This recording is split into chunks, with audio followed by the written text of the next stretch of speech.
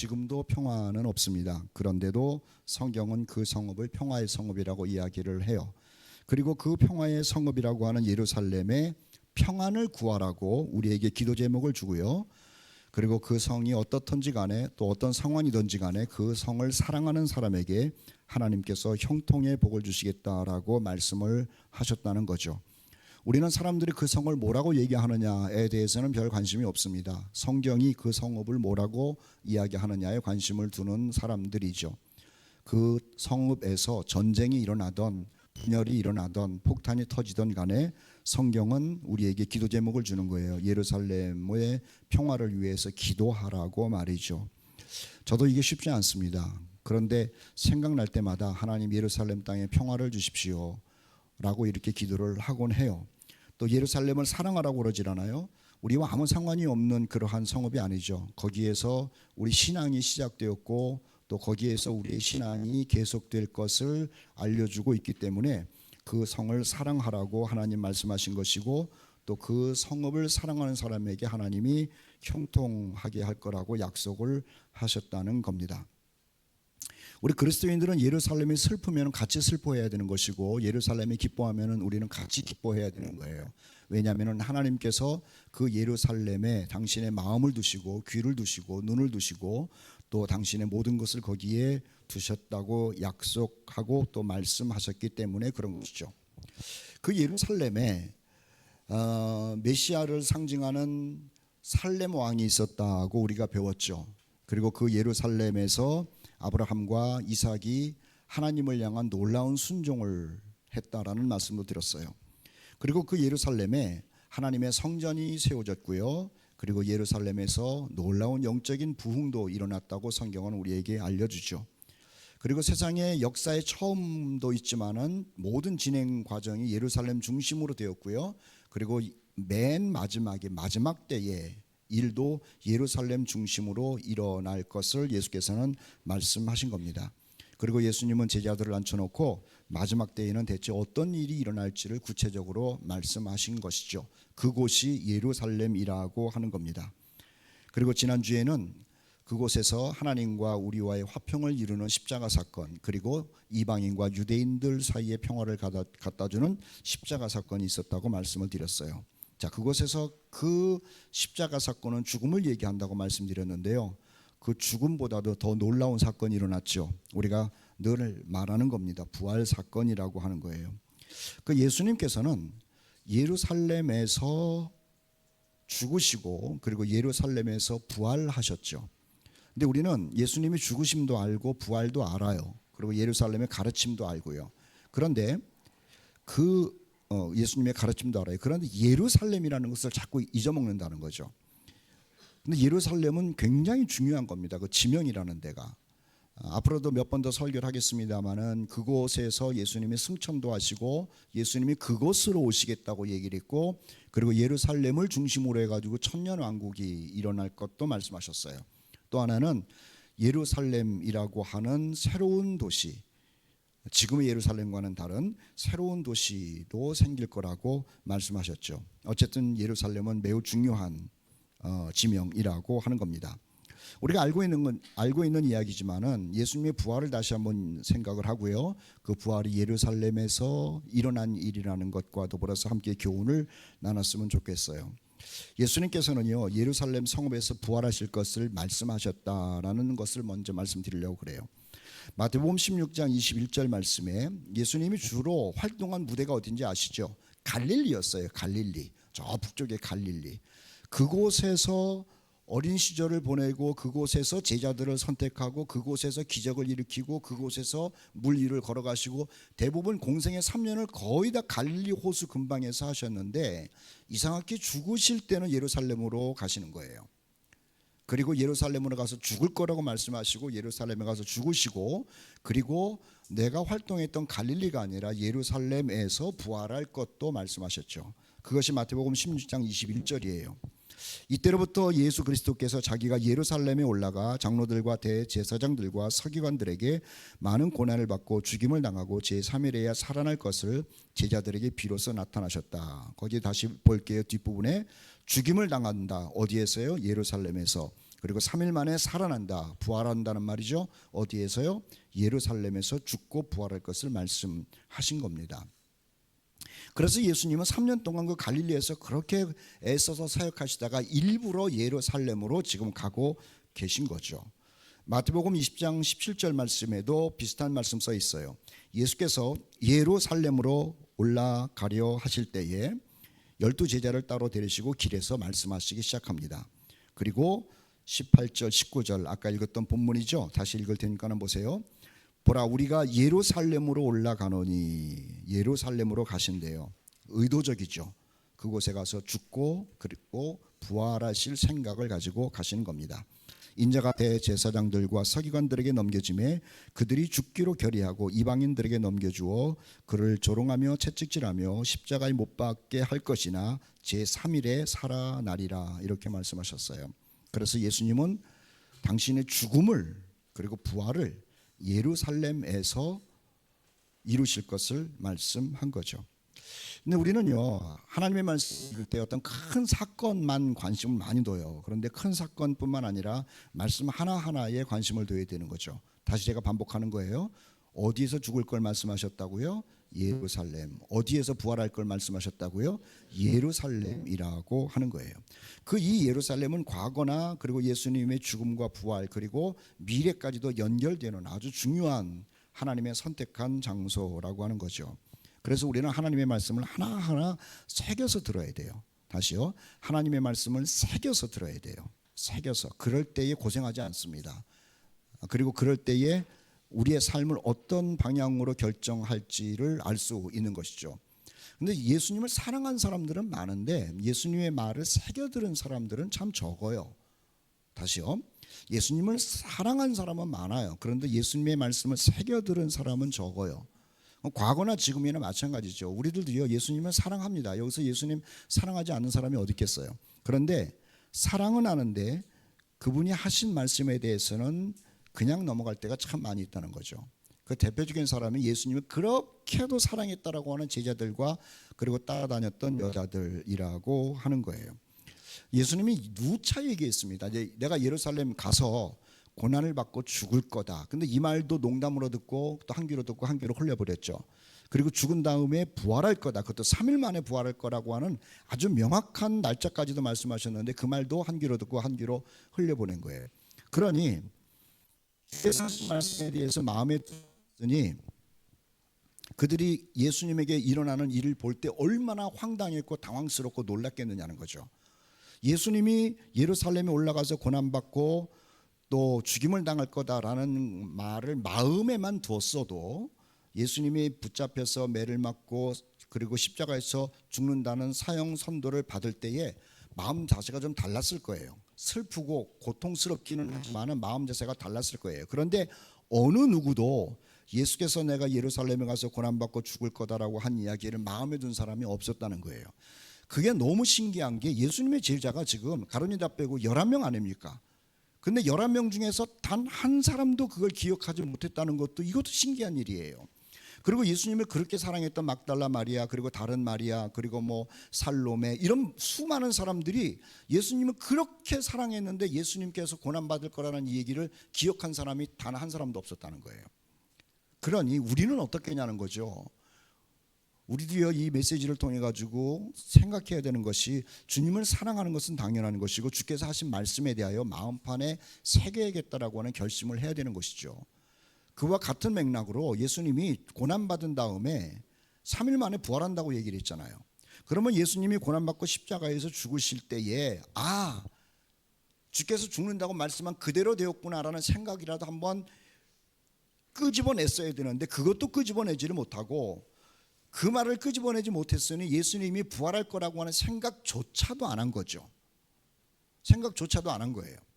예수님이 누차 고난과 죽음 그리고 3일 만에 부활할 거라고 얘기했는데 고난과 죽음도 생각을 안 하고 죽은 다음에도 3일 만에 부활할 것을 생각한 사람이 단 한 명도 없었다는 게 이게 슬픈 일인 겁니다. 슬픈 거예요. 얼마나 예수님을 사랑했는지 여자들이 모여가지고요, 안식 일 지난 다음에 우리가 예수님 시체 한번 보러 가자. 그리고 그 시체가 썩지 않도록 향품을 올려놓기 위해서 향품을 준비하자 그래가지고 최선을 다해서 준비하죠. 그리고 안식일 끝난 다음에 새벽에 여자들이 무덤을 찾아가지 않습니까?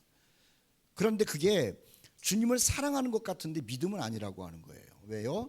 하나님의 말씀을 마음에 두지 않은 것은 믿음 없는 사랑에 불과한 거죠.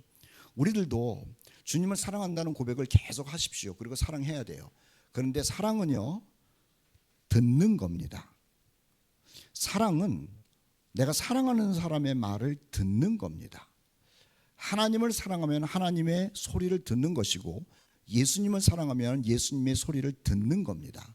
내가 성경을 사랑하면 성경을 소가죽으로 껍데기를 만드는 것이 사랑이 아니라 그 안에 있는 성경 말씀을 읽고 듣는 겁니다. 그리고 사랑은요, 기억하는 걸 얘기를 해요. 선물을 주는 것이 사랑이 아니라 내가 사랑하는 그 사람의 소리를 듣고 그 소리를 기억하고 있는 것을 사랑이라고 이야기하는 것이죠.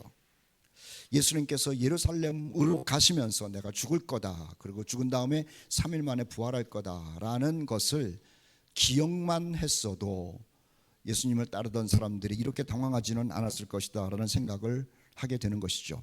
그리고요, 예수님이 하신 말씀을 기억만 했어도요, 쓸데없는 낭비 내지는 쓸데없는 수고를 안 했을 거라는 거예요. 마리아를 비롯한 이 여인들이 예수님을 사랑해가지고 예수님이 죽은 다음에 정성스럽게 한 수고가 있죠. 향품 준비한 거예요. 그리고 잠 안 자고 무덤까지 달려가는 거예요. 주님을 정말로 믿음 가운데 했다면 향품 준비하는 낭비 내지는 수고는 없었을 거라는 거죠. 사랑하는 우리 코너스톤 모든 성도 여러분들은 주님을 사랑하고 계실 겁니다. 그런데 주님을 사랑하는 그만큼 주의 말씀을 마음에 두시고 주의 말씀을 기억하면서 살아가는 우리 성도들 되기를 주의 이름으로 축복합니다. 예수님이 예루살렘에서 죽으셨어요. 그리고 예루살렘에서 부활을 하십니다. 어디에서 부활하셨다고요? 예루살렘에서 부활하셨어요. 그 당시에는 죽었다가 살아났다고 하는 사람들이 꽤 많았다는 거예요. 우리가 알고 있는 것처럼 죽은 사람이 살아난 것이 예수님뿐이다라는 게 아니에요. 수많은 사람들이 나도 죽었다가 살아났다라고 하면서 이상한 사람들이 꽤 많았어요. 그런데 그 이상한 사람들 가운데 진짜인지 아닌지는 뭘로 구분하는 줄 아세요? 성경에서 말한 대로 죽고 성경에서 말한 대로 살아났으면 진짜인 거예요. 그런데 갈릴리에서는 아니면 또 로마에서 아니면 또 유대 땅 어디에서 나도 죽었다가 살아난 종교 지도자다라고 얘기를 하는데요, 전부 아니라는 거죠. 왠 줄 아세요? 예루살렘이 아니기 때문에 그래요. 예루살렘에서 나무에서 죽고 그리고 나무에서 죽은 그분이 3일 만에 살아났을 때만 메시아라고 하는 거예요. 그런데 그 예수님께서는요, 성경대로 죽으시고 성경대로 예루살렘에서 그것도 3일 만에 부활하셨다고 성경은 우리에게 증언하고 있는 것이죠. 요한복음 20장 16절로 18절 말씀에 보면은 예수님을 부활하신 예수님을 만난 여인들의 얘기가 나와요. 그리고 요한복음 20장 19절 20절 그리고 그 뒤에 보면은 부활하신 예수님을 제자들이 만났다는 기록이 나와요.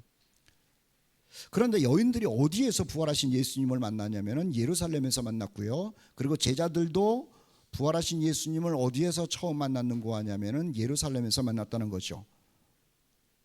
그리고 엠마오로 가는 두 제자 이야기 알고 있잖아요. 엠마오로 가는 두 제자가 예수님 죽었다고 그래가지고 실망해서 고향으로 가고 있는데 그 고향으로 갈 때에 예수님이 찾아가서 저들을 만납니다. 만나면서 뭐라 그런 줄 아세요? 내가 부활한 예루살렘으로 돌아가라 그래요. 그러니까 예수님은 당신이 죽으신 장소에 대해서 내가 죽었으니까는 뭐 장소는 중요하지 않아, 그게 아니고 부활한 예루살렘이라고 하는 그곳을 중요하지 않다고 여기신 게 아니에요. 내가 부활한 그곳에서 부활한 몸을 보이셨고 제자들에게도 제자들의 고향인 갈릴리에서 보이신 것이 아니라 예루살렘에서 보이셨고 그리고 실망하고 가고 있는 엠마오 두 제자에게도 내가 부활한 예루살렘으로 돌아가라고 말씀하시는 거예요. 내가 부활한 곳은 예루살렘이라는 거죠. 그 그림을 여러분들에게 하나씩 보여드릴게요. 먼저는 피 무덤을 한번 보십시다. 예수님께서 갇히셨던 무덤의 그림이에요. 우리의 무덤과는 좀 다르죠. 돌을 파가지고 그 돌 안을 빈 공간으로 만들어 놓고 그리고 사람이 죽으면은 그 돌 침대 위에다가 시신을 올려놓죠. 그런데 예수님께서 부활하셨을 때는 시신은 없고 예수님을 쌌던 세마포만 있었대요. 또 하나 그림은요, 10명의 제자, 도마는 없었고 그리고 가룟 유다도 없었죠. 10명의 제자가 숨어 있었는데 그곳에 예수님이 나타나셨다는 거예요. 예수님의 무덤이 예루살렘이고 제자들이 숨어 있던 곳이 예루살렘인데, 예루살렘에서 예수님이 내가 죽었다가 살아났다라고 한 것을 증명해 보이신 거죠. 요한복음 20장 19절로 20절 말씀을 제가 한번 읽어볼 테니까는 보세요. 말씀 띄워주시죠.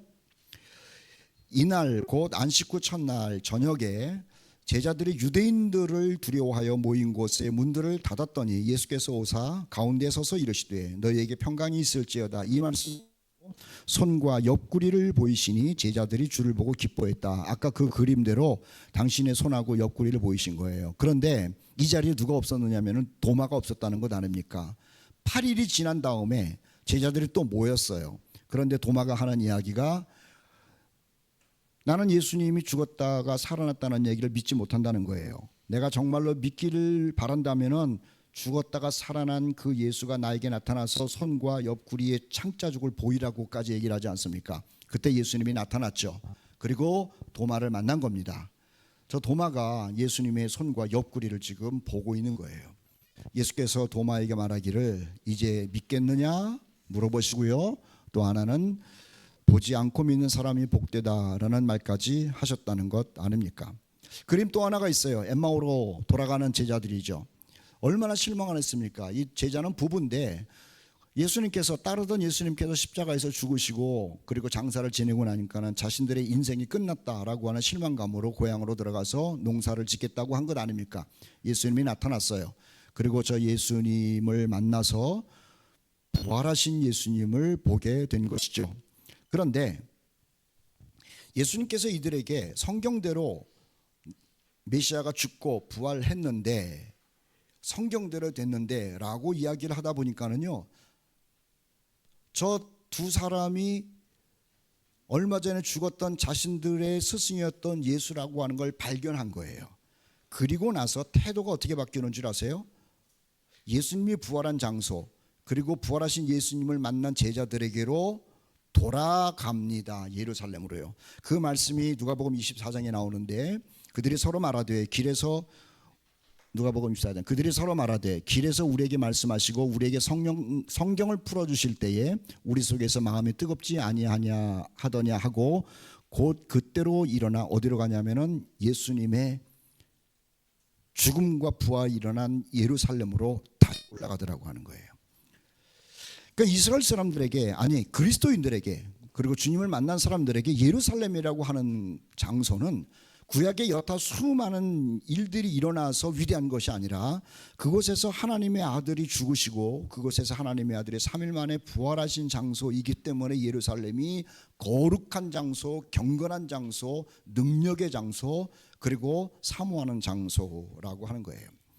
하나님께서 우리가 매주 본문을 읽습니다마는 예루살렘을 위하여 기도하라고 그랬고 예루살렘을 사랑하라고 그런 이유가 뭐냐면 하나님의 눈이 예루살렘에 있는 거예요. 거기에서 당신의 아들이 죽은 거예요. 그리고 거기에서 인류를 구원하신 예수님이 하나님의 아들이라고 하는 증거가 부활로 나타난 거예요.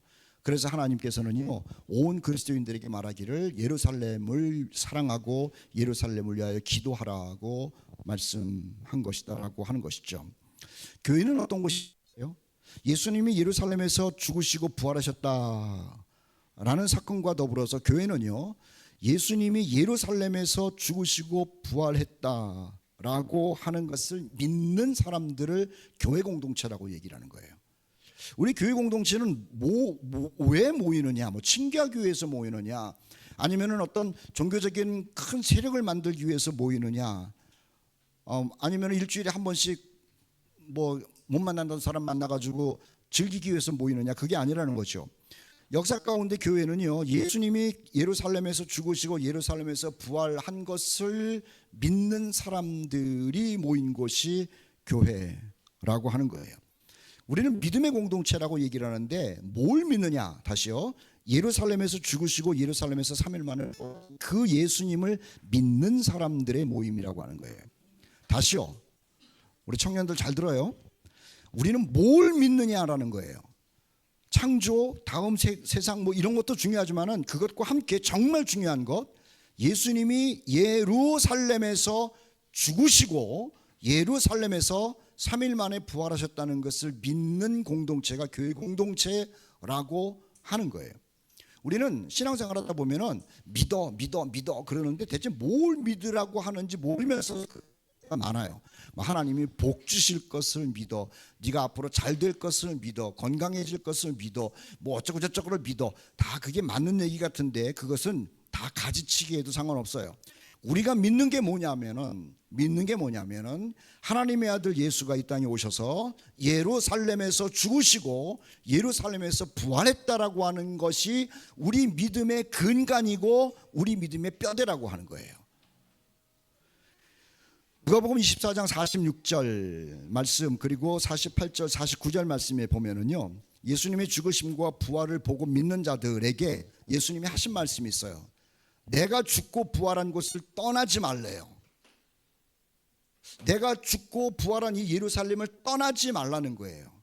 여기에서 계속 나의 죽음과 부활을 생각하고 기념하고 있으라고 얘기를 해요. 근데 이 이야기를 듣는 사람들이 누구냐면 고향이 다 갈릴리 사람들인 거예요. 거기에서 예루살렘까지 왔으면 지금 여기서 6월절 축제를 그리고 절기를 지낸 다음에 빨리 고향을 돌아가야 되는데 예수님은 하는 얘기가 가지 말고 내가 죽고 내가 부활한 이 예루살렘에 한동안 머물러 있으라고 하는 거예요. 머무르면 무슨 생각을 하겠습니까? 우리 선생님 예수님이 여기서 죽었는데 그리고 우리 선생님 예수님이 여기서 부활했는데 라고 하면서 예루살렘에 대한 생각을 마음속에 계속 그리게 되는 거죠. 누가복음 24장 46절 48절 이하인데요, 이르시되 이같이 그리스도가 고난을 받고 3일에 죽은 자 가운데서 살아날 것 너희는 위로부터 능력이 입혀질 때까지 이 성 예루살렘에 머물라고 하신 거예요. 이 성, 내가 죽고 내가 부활한 이 예루살렘에 있으라는 거예요. 그것에 있으면서 뭘 했겠습니까? 그리스도인들은 할 일이 없는 것이죠. 뭐 거기에 직장에 있는 것도 아니고 직업이 있는 것도 아니고 친척이 있는 것도 아니고. 그런데 예수께서 당신이 죽고 부활한 곳에 머물러 있으라고 그러니까는 그 말을 들은 사람들이 마가의 집에 모여가지고 그 이야기를 하면서 기도하고 있었다는 것 아닙니까? 그때에 성령께서 임재하신 거죠. 마태복음 사도행전 1장 13절 14절 말씀 보면은 그 이야기를 듣고 모인 사람들의 수가 120명이라고 얘기를 하고요, 맨 끝에 이런 말씀이 써 있어요. 어머니 마리아와 예수의 아우들과 더불어 마음을 같이 오로지 기도에 힘쓰면서 있었다는 겁니다. 무슨 기도를 했을까? 세 가지 기도했을 거예요. 하나님의 아들 예수님이, 우리의 선생님이 나의 죄를 위하여 십자가에서 죽으신 것에 대한 감사 기도했겠죠. 또 하나는 말씀대로 당신이 죽음 가운데서 3일 만에 부활하신 것에 대한 놀라움의 기도를 했겠죠. 놀라움의 기도. 이거 굉장히 충격적인 거예요. 그리고 또 무슨 기도를 했을까요? 예수께서 성령을 보내주신다고 그랬는데 그 성령이 언제 오십니까? 라고 하면서 기도했을 거예요. 우리가 지난주 금요일 날 그 오순절 그리고 맥주절 77절 우리가 그 경험을 하면서 예배 드리고 또 기도했잖아요. 예수님께서 말씀하신 그 성령을 기다리면서 기도를 한 거죠.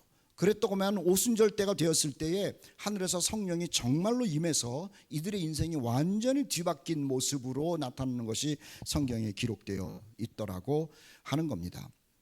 또 하나, 이 예루살렘 성이라고 하는 것은요, 예수의 죽음과 예수님의 부활이 선포된 최초의 장소라고 하는 거예요.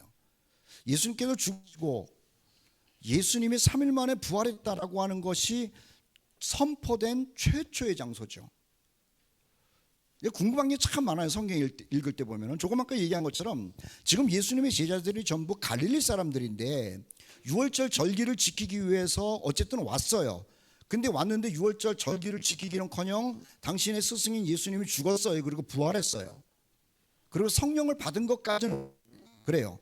기다리라고 그래가지고 성령을 받았죠. 그런 사람이라는 게 항상 먹고 사는 게 참 중요한 거거든요. 이건 무시를 못하는 겁니다. 가족들이 중요한 거고. 그러면은 성령까지 받았으면 어디를 가야 되냐면은 고향으로 돌아가야 되는 거예요. 그런데 가질 않아요. 베드로를 비롯해 가지고 나머지 온 제자들 그리고 갈릴리에서 온 여인들까지도 가질 않아요. 그냥 예루살렘에 머뭅니다. 그리고 저들이 모여가지고 하는 일이 뭐냐면은요, 계속해서 예루살렘에서 예수님이 죽으시고 부활했다라고 하는 것을 사람들에게 떠들기 시작하더라고 하는 거예요. 그래서 예루살렘은 예수님의 죽음과 부활을 선포한 최초의 장소로 성경에 기록되어 있는 것이죠. 사도행전 1장 22절 말씀, 죄송합니다. 사도행전 2장 23절 말씀 보면은요, 이렇게 써 있어요. 그 유대인들에게 모인 사람들에게 이제 베드로가 얘기하는 건데요. 너희가 법 없는 사람들의 손을 빌려 못 박아 죽였으나 하나님께서 그를 사망의 고통에서 풀어 살리셨으니, 이 말을 했다는 거예요. 유대인들아, 너희들이 대제사장들의 손을 통해서 그리고 빌라도의 손을 통해 가지고 하나님의 아들 예수를 죽였으나 너희들이 죽인 예수를 하나님이 부활시켰다라고 하는 얘기를 유대인들에게 선포하는 거죠. 어디에서요? 예루살렘에서 한다는 거예요. 계속 읽을게요. 이는 그가 사망에 매여 있을 수 없음이라. 이 예수를 하나님이 살리신지라 우리가 다 이 일의 증인이다. 사도행전 3장 15절 말씀은 아예 대제사장들, 예루살렘의 주인이라고 하는 사람들 앞에서 예수가 죽었다가 살아났다라고 하는 것을 선포하고 있는 겁니다. 다시요. 왜 갈릴리로 안 가고 여기서 하냐는 거예요. 고향으로 가지를 않고 일터가 있는 곳으로 가지 않고 왜 여기냐는 거죠. 하나님께서는 예루살렘을 통해 가지고 하나님의 놀라운 구속사가 성취되었고 또 그 예루살렘을 통해서 온 세상에 하나님의 구속의 사건을 지금 전파하는 시작을 알려주고 있는 것이죠. 사도행전 3장 15절 읽을 테니까는 보세요. 생명의 주를 너희가 죽였다. 그러나 하나님이 죽은 자 가운데서 그를 살리셨으니 우리가 이 일의 증인이라는 말을 하는 겁니다. 그러니까 예루살렘은 우리를 구원한 예수님이 죽으신 곳, 그리고 그가 하나님의 아들이라고 하는 것을 증명한 예수님이 부활한 곳, 그리고 그가 부활했다는 것을 온 세상에 알리기 시작하는 첫 장소라고 하는 것 아닙니까? 이스라엘 예수님의 제자들과 120명이 마가의 집에 모였더랬죠. 마가의 집, 예루살렘 큰 성전에서 뭐 기다리면서 성령을 받은 것이 아니라 마가의 집, 한 사람의 성도의 집에서 모인 거예요. 그곳에서 옹기종기 모여가지고 기도를 하다가 성령을 받죠. 근데 옹기종기 모여서 부활이란 거예요. 그 부활하는 설교 베드로가 그림이 있어서 여러분들에게 보여드릴게요. 그림 5번째 거 한번 보여주세요. 이게 마가의 집이에요. 우리는 보통 성도들이 120명이 예루살렘에서 기도를 했다 그러면 예루살렘의 그 웅장한 솔로몬 성전에서 기도한 줄 아는데 그것이 아니라 가정집에서 거예요. 가정집에서 120명이 모여가지고 지금 기도를 하다가 누구의 설교를 듣냐면은 베드로의 설교를 듣는 거예요. 베드로의 설교는 단순한 겁니다. 하나님의 아들이 우리를 위하여 죽었다. 그리고 하나님이 그가 당신의 아들이라는 것을 증명하기 위하여 죽음 가운데서 3일 만에 살려내셨다. 그 얘기를 지금 하고 있는 것이죠. 이거는 믿는 사람들 앞에서 예수님이 부활했다는 얘기를 하니까는 누가 대적하는 사람이 없어요. 그런데요, 믿는 사람들에게만 얘기한 것이 아니라 예수를 죽인 대제사장들 앞에서 성전에 들어가 가지고 예수가 부활했다라고 하는 설교를 베드로가 합니다. 그 다음 그림 하나 보여주시죠. 6번째 그림일 거예요.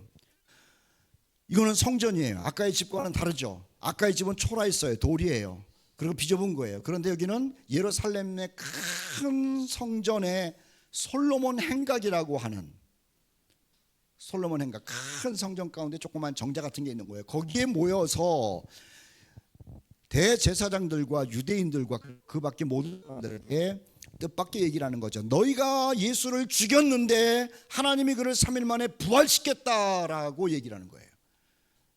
예루살렘은 예수님이 죽으신 곳, 그리고 죽으신 그 예수님이 하나님의 아들이라는 것을 하나님이 증명하시기 위해서 죽은 예수를 3일 만에 살려내신 곳, 그리고 하나님이 그 아들을 부활시켰다라고 하는 것을 전파하는 첫 번째 장소라고 하는 겁니다.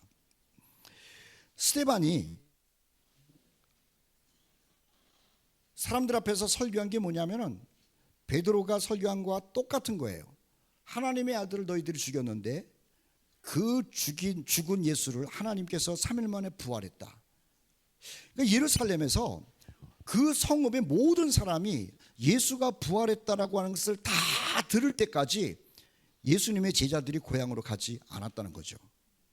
예루살렘은요, 예수님의 부활이 전파되는 첫 번째 장소였다라고 하는 거예요.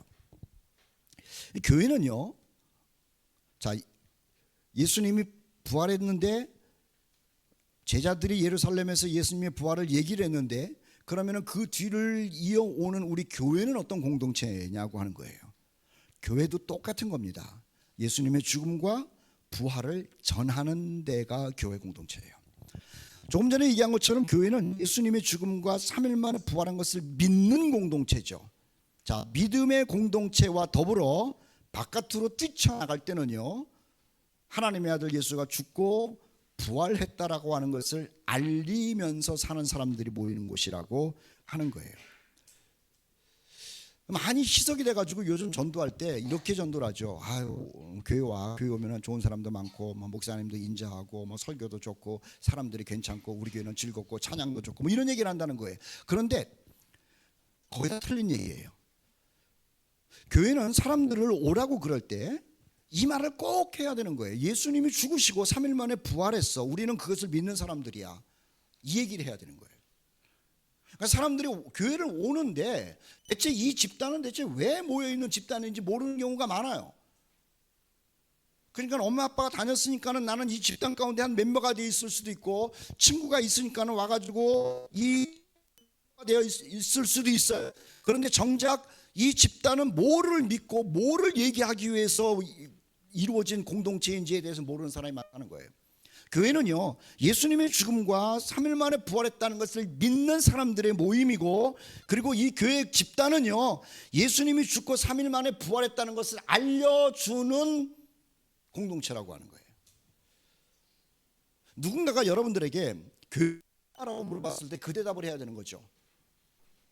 죽었던 예수가 3일 만에 부활한 것을 믿는 사람들의 모임이라고 이야기를 해야 되는 겁니다.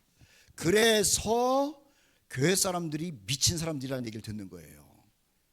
세상에 어떤 공동체가 이익을 위해서 모이죠. 친교를 위해서 모이죠. 교제를 위해서 모이는 거예요. 그런데 교회 공동체는 뭐냐? 예수님이 죽었다. 인간들을 위해서 희생해서 죽었다. 사랑을 해서 죽었다. 오케이. 그런데 그 다음이 사람들로 하여금 교회 공동체 사람들을 미친 사람으로 만드는 거예요. 그런데 그 예수가 3일 만에 부활했다라고 하는 이야기 때문에 그런 것이죠. 교회가 핍박을 받는 이유는요, 그 말 때문에 핍박을 받는 겁니다.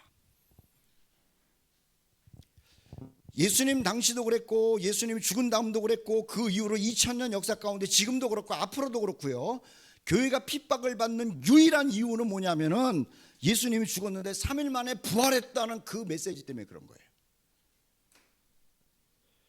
근데 핍박을 안 받으려고 하니까는 그 얘기를 잘 안 하죠. 언제만 하냐면 부활절만 하는 거예요.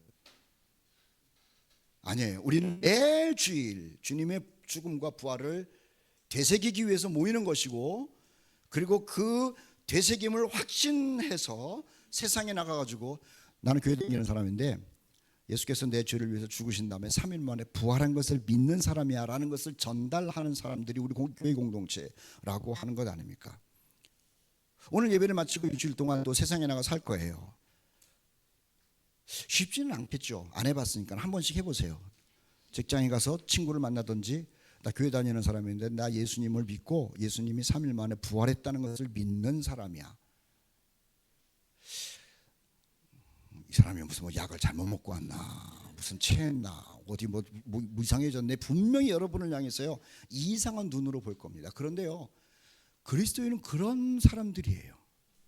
교회는 예루살렘에서 죽으시고 예루살렘에서 부활하신 예수님을 믿고 그분을 이야기하는 공동체를 교회 공동체라고 하는 것이죠.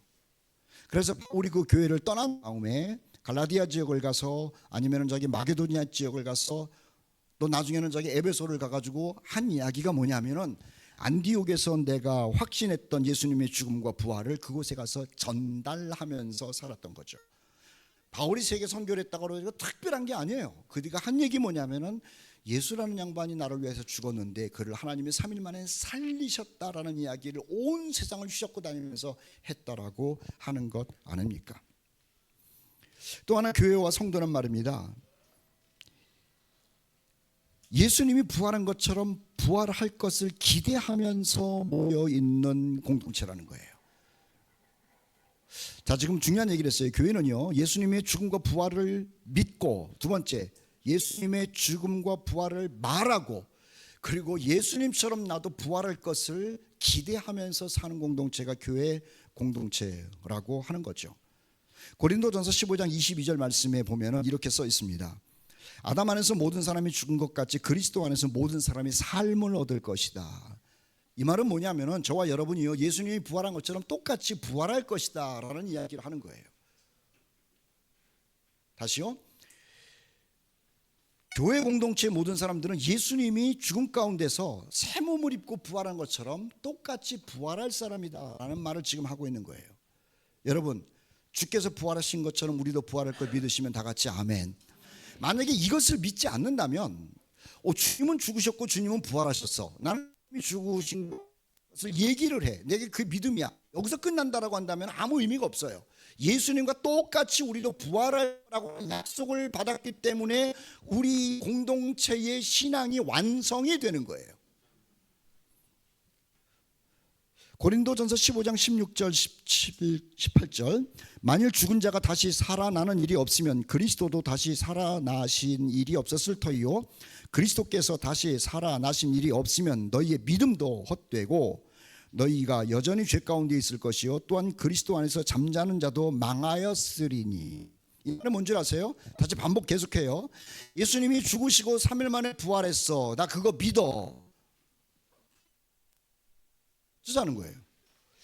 그리고 세상에 나가가지고 나 예수님이 죽으시고 3일 만에 부활한 것 알려줄게, 어쩌자는 거예요.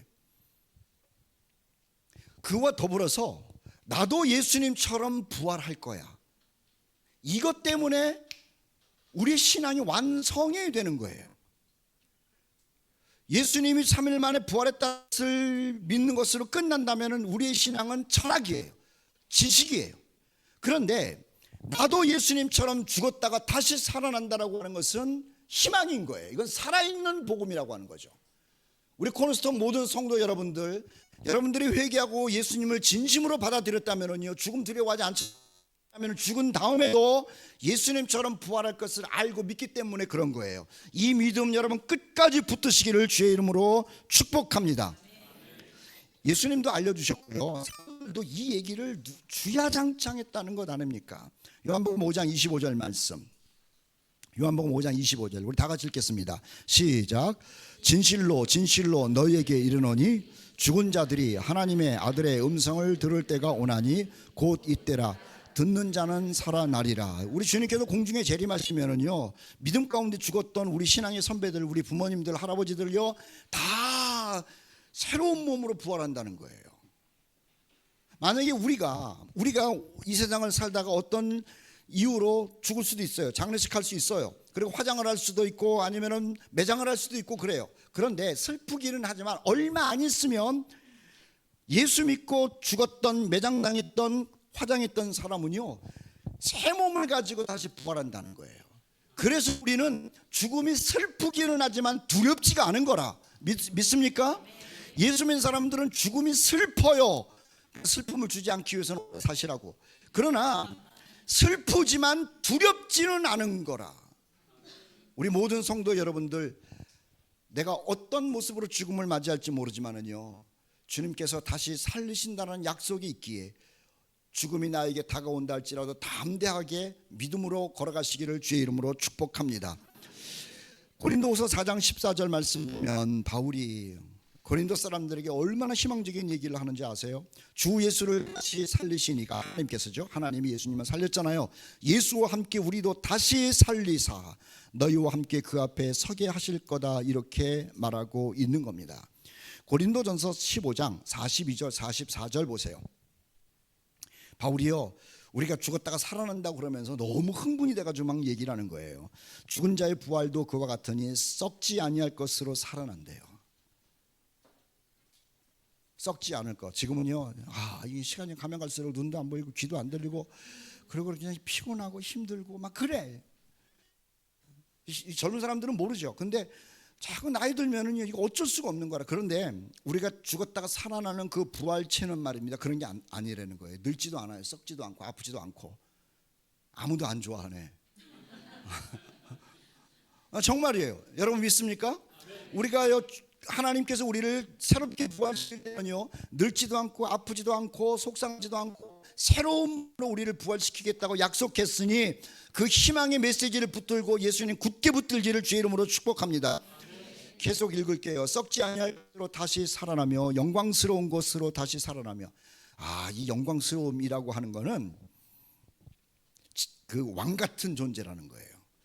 모든 깨끗함과 거룩함과 힘을 다 가진 존재, 그렇게 우리 하나님께서 우리를 그렇게 부활시킨대요. 강한 것으로 다시 살아나며. 우리 교우들 가운데 비실비실한 사람 참 많습니다. 내가 뭐 얘기를 하면은, 근데 왜 저한테는 가끔 목사님 안 아프세요? 이 질문을 자꾸 하는지 모르겠어. 아파요. 아파. 그냥 이게 날씨가 이러면은 더 아프고. 그런데 뭐라 그러죠? 강한 것으로 살아나며. 아멘 좀 해요. 참 이상해 우리 교인들은. 다시 강한 것으로 살아나며. 신령한 몸으로 살아난다는 게 뭔지 아세요? 영적인 세계가 다 열린다는 거야. 우리는 지금 영적으로 닫혀 있어 가지고요, 이걸 영적으로 조금 더 알기 위해서 성경 공부잖아요. 뭔가 깨닫기 위해서. 근데 올 때마다 얼마나 힘들어. 오늘 가야 되나? 길 막히면 어떡하지? 배고픈데, 좀 쉬고 싶은데.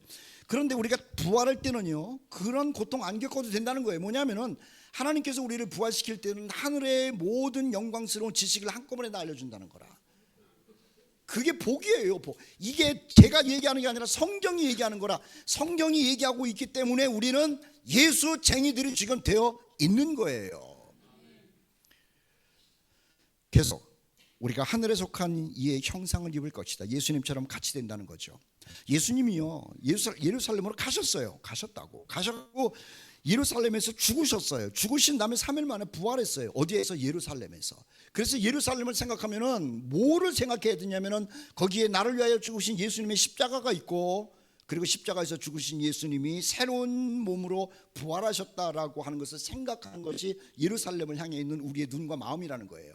아울러 예루살렘에서 새 몸으로 부활하신 예수님처럼 나도 새롭게 영광스럽게 부활할 것이라고 하는 희망을 가지고 예루살렘을 바라보고 예루살렘을 위하여 기도하고 예루살렘을 보면서 사랑하라는 거예요.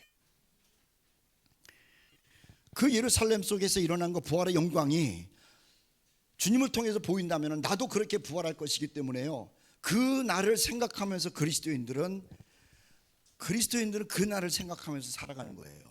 그 날을 생각하니 경건하겠죠. 주의 일에 힘쓰겠죠. 쓸데없는 데 마음 두지 않는 것이죠. 고린도전서 15장 33절 34절 말씀에 그렇게 얘기를 합니다. 야, 너희들도 예수님처럼 그렇게 부활할 건데, 우리가 부활할 건데 어떻게 살아야겠어? 생각해봐라. 이걸 내가 꼭 얘기를 해야 알겠냐? 하면서 기록한 것 같아요. 속지 말라. 악한 동무들은 선한 행실을 더럽히나니 부활할 것을 희망으로 갖고 있는 너희들은 깨어 의의를 행하고 죄를 짓지 말라는 거예요. 속이면서 교활하게 사기치면서 쾌락을 즐기면서 그렇게 살지 말라는 거예요. 부활이 없다면 그렇게 사는 게 옳아요. 부활이 없다면요, 누릴 것 다 누려야 되죠. 뭐 사기를 치면서라도 누려야 되는 거예요. 인생이 끝이니까. 그런데 우리는 죽은 다음에 다시 태어나서 영광스러운 잔치에 들어갈 사람이기 때문에 그런 것에 대해서 미련 두지 말라는 거예요. 그리고 하나님께서 우리를 부활시킨 후에 영광스러운 면류관 씌워주실 것을 생각하면서 계시록 2장 10절에 죽도록 충성하라는 거예요. 주님을 위해서 마음을 다해 뜻을 다해 시간을 바치고 물질을 바치고 온 정성을 다해서 나를 위하여 죽으시고 부활하시고 또 나를 영광스럽게 부활시킬 주님을 위하여 죽도록 충성해 보라는 거죠.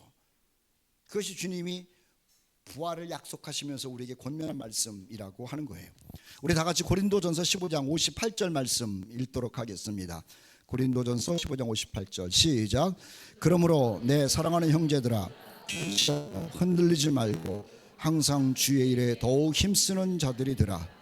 이는 너희 수고가 주 안에서 헛되지 않은 줄 알미라. 여러분, 우리 예수님 죽으신 것 부활한 것 믿을진데, 그리고 우리도 예수님처럼 부활할 것을 믿을진데, 우리 주님 기뻐하시는 일을 생각하고 주님 기뻐하시는 일에 힘쓰는 가운데 우리 주님 만났을 때 주님으로부터 큰 칭찬을 듣는 우리 코너스톤 공동체가 되기를 주의 이름으로 축복합니다.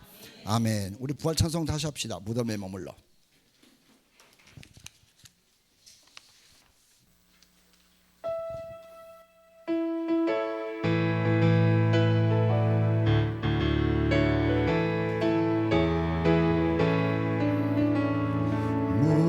무덤에 머물러 예수 내 구주, 새벽이 다렵네 예수 내 주. 원수를 나이고 무덤에서 살아나셨네. 어둠을 이고 나오소 성도 함께 이리 다스리시네.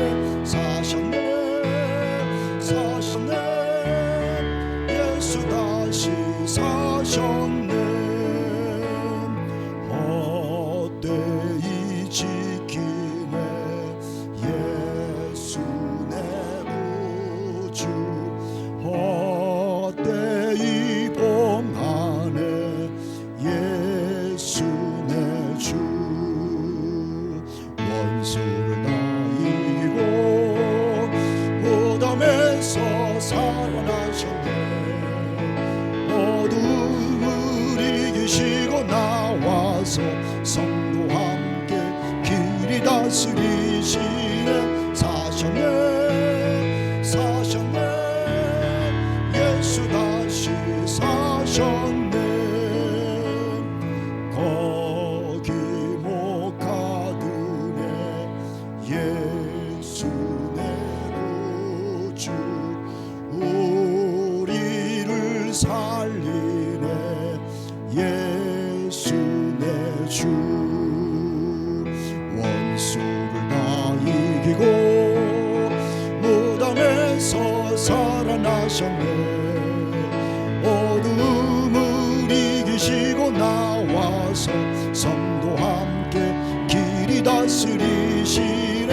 사셨네 사셨네 예수 다시 원수를 다 이기고 원수를 다 이기고 무덤에서 살아나셨네. 어둠을 이기시고 나와서 성도 함께 길이 다스리시네.